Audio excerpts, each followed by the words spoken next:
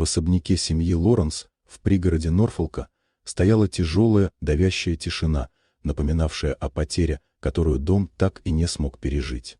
Когда-то успешный архитектор Брент Лоренс, владелец нескольких небоскребов в городе, теперь выглядел сломленным: бессонные ночи, сутулые плечи, пустой взгляд. Он сидел у кроватки своего сына, полуторагодовалого Винсента, который после гибели матери будто перестал существовать.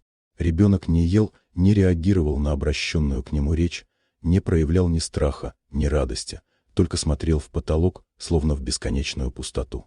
Все лекарства, дорогие смеси, витаминные наборы — ничего не меняло его состояние. Врачи уверяли, что физически мальчик здоров, но душа будто погасла.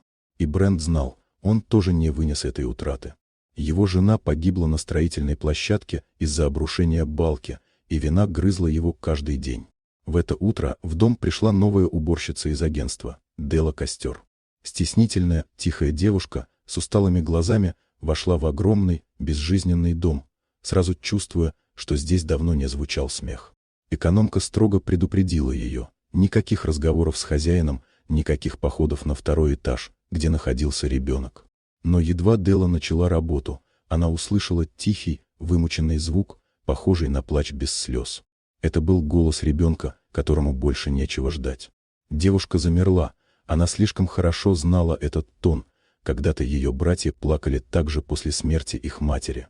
К обеду Дела заглянула на кухню и увидела, как экономка пытается накормить мальчика дорогой детской смесью.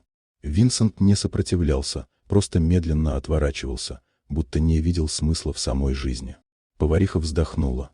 Ребенок не ел уже почти 2 недели, ничто не могло вызвать у него интерес.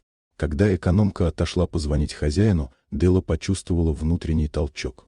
Она подошла ближе и, несмотря на страх быть уволенной, тихо сказала, что хочет попробовать накормить малыша так, как кормили ее в детстве.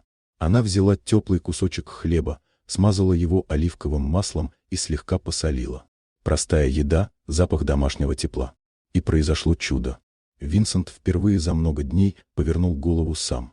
Его взгляд остановился на хлебе, не пустой, а живой.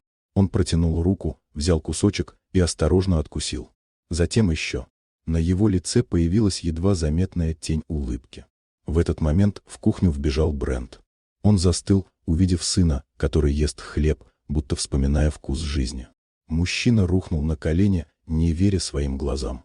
Когда мальчик протянул ему руку с хлебом, Брент не сдержал слез. Дела смущенно прошептала, что просто хотела помочь, но Брент покачал головой. По его глазам было видно. Это был первый проблеск надежды за последние месяцы. Он сказал, что отныне в их доме больше не будет еды из баночек и молчания за роскошным столом. Они будут есть там, где пахнет жизнью, на кухне. Вместе. А Дела, как он сказал, больше не уборщица. Она стала человеком, который вернул его сына. Теплый запах хлеба впервые за долгое время наполнил дом. И в тишине, которая раньше была символом смерти, прозвучал долгожданный звук. Легкий детский вдох, полный доверия и покоя. Дом снова начал жить.